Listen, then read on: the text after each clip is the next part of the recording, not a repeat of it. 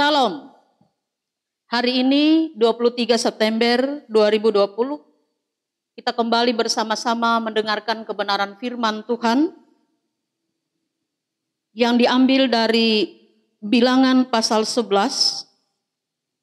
ayat yang ke-18 hingga 23 dan ayat yang ke-31 hingga ayat yang ke-32.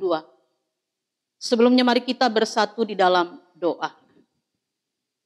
Bapa Surgawi, Bapa dalam Yesus Kristus, kami rindu untuk mendengarkan firman-Mu, karena firman Tuhan menerangi kehidupan kami, sehingga kami boleh berjalan seturut dengan kehendak Tuhan. Biarlah Roh Kudus Tuhan yang memimpin baik hamba-Mu yang akan menyampaikan firman-Mu, bahkan jemaat sekalian yang akan mendengarkannya. Berfirmanlah kepada kami, saat ini kami siap sedia mendengar firman-Mu di dalam Yesus Kristus. Amin. Bilangan 11 ayat 18 hingga 23 dan ayat yang ke-31 hingga ayat yang ke-32. Tuhan berjanji memberi daging. Ayat yang ke-18. Tetapi kepada bangsa itu haruslah kau katakan, kuduskanlah dirimu untuk besok. Maka kamu akan makan daging, sebab kamu telah menangis di hadapan Tuhan dengan berkata, siapakah yang akan memberi kami makan daging? Begitu baik keadaan kita di Mesir, bukan? Tuhan akan memberi kamu daging untuk dimakan. Bukan hanya 1 hari kamu akan memakannya.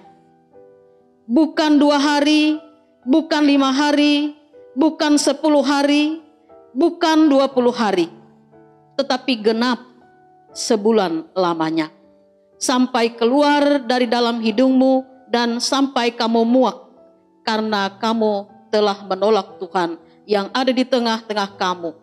Dan menangis di hadapannya dengan berkata, untuk apakah kita keluar dari Mesir? Tetapi kata Musa, bangsa yang ada bersama aku ini berjumlah 600.000 orang berjalan kaki. Namun engkau berfirman, daging akan kuberikan kepada mereka, dan genap sebulan lamanya mereka akan memakannya.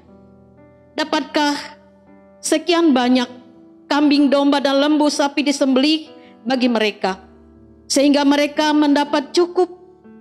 Atau dapatkah ditangkap segala ikan di laut bagi mereka, sehingga mereka mendapat cukup?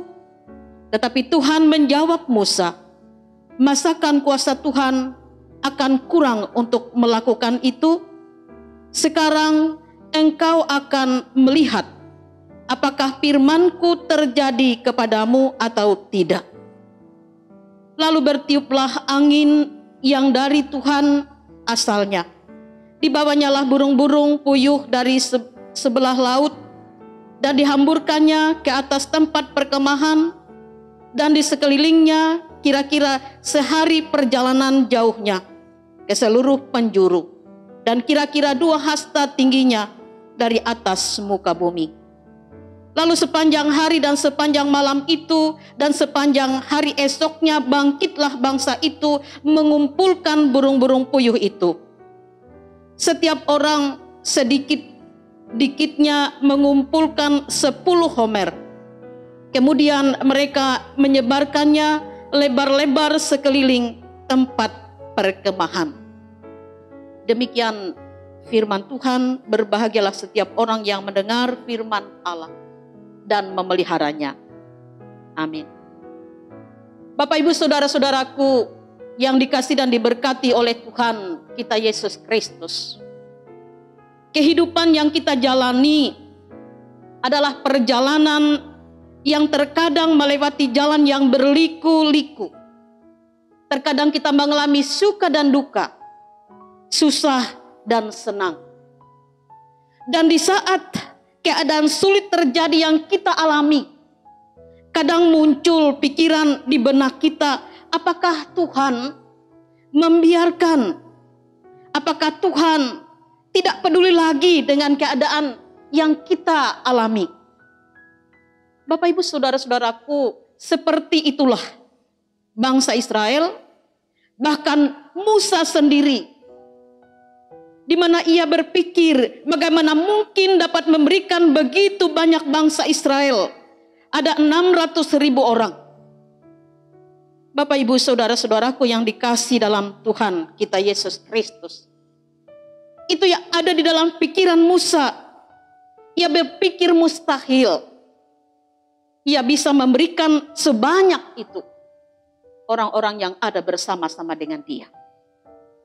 Tetapi Bapak Ibu saudara-saudaraku yang kekasih di dalam Tuhan kita Yesus Kristus, baru saja Musa selesai berbicara, di mana ada tiupan angin yang tentunya itu adalah wujud nyata pertolongan Allah, kasih setia Tuhan yang menolong bangsa Israel dalam perjalanan itu, sehingga mereka dapat menikmati makanan yang akan mengenyangkan dan menguatkan mereka bahkan sebulan lamanya. Jadi Bapak Ibu saudara-saudaraku, benar sebagaimana Tuhan sudah menyatakan, ketika bangsa Israel akan keluar dari tempat perbudakan di Mesir, Tuhan tidak akan pernah meninggalkan mereka dan Tuhan akan menolong. Walaupun memang tidak ada dijanjikan bahwa dalam firman Tuhan mengatakan tidak akan ada kesulitan, tidak akan ada permasalahan, tidak. Tetapi yang Allah nyatakan bahwa ia akan menolong, ia akan menyertai mereka. Bapak Ibu saudara-saudaraku, barangkali Bapak Ibu teringat ada sebuah lagu kidung rohani yang mengatakan, bagi Tuhan tidak ada yang mustahil. Bagi Tuhan tak ada yang mustahil. Bagi Tuhan tak ada yang tak mungkin. Mujizatnya disediakan bagiku. Ku diangkat dan dipulihkannya. Saudara-saudaraku yang dikasih dalam Tuhan kita Yesus Kristus. Dari pengalaman bangsa Israel kita bisa belajar. Kita memang tidak dalam perjalanan sebagaimana bangsa Israel, tetapi kita juga dalam perjalanan hidup kita. Ada banyak hal yang terjadi dalam kehidupan kita, suka maupun duka. Ada yang mengatakan dalam perjalanan kehidupan ini lebih banyak sakit daripada senangnya, atau lebih banyak susah daripada sukanya. Tetapi Bapak Ibu saudara-saudaraku, firman Tuhan menguatkan kehidupan kita yang menyatakan bahwa ia tidak akan pernah membiarkan, dan banyak cara Allah untuk menolong kita.